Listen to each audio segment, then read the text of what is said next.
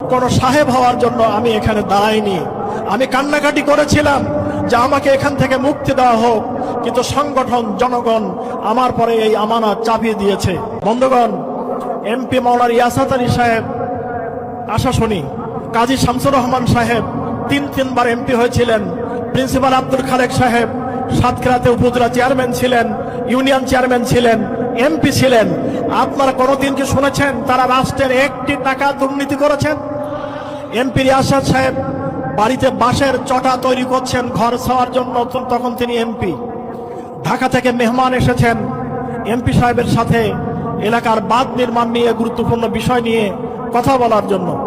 তারা এমপি সাহেবের বাড়ির কাছে যে দেখলেন একজন বৃদ্ধ মানুষ চটা তৈরি করছে, বাঁশের চটা। ঢাকা থেকে যে অফিসাররা এসেছেন তারা জানতে চাইলেন যে মুরব্বী, আমরা এসেছি এমপি ইয়াসাত সাহেবের সাথে দেখা করার জন্য, আপনি কি আমাদের এমপি মহোদয়ের বাড়ি এবং তাকে একটু চেনাই দিতে পারেন? উনি বলেন, বাবা দাঁড়াও, আমি আসছি, তোমাদের এমপি সাহেবের সাথে পরিচয় করাইয়ে দেব।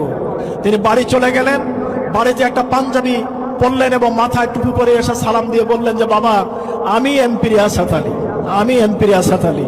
কাজী শামসুর রহমান সাহেবের বাড়ি আজও দেখে আসেন, প্রিন্সিপাল আব্দুল খালেক সাহেবের বাড়ি আজও দেখে আসেন।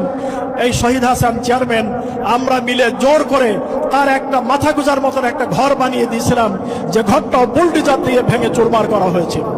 অতএব বাংলাদেশে 2 জন মন্ত্রী 3টা মন্ত্রণালয় চালিয়েছেন, তারা 2 টাকার দুর্নীতি করেছেন। এ পর্যন্ত আমাদের শত্রুপক্ষ কেউ কোনোদিন বলতে পারে নাই। আমাদের এমপিদের ব্যাপারে কোনো বক্তব্য নাই। অতএব জামাত ইসলামী দেশে পরীক্ষিত একটি রাজনৈতিক দল।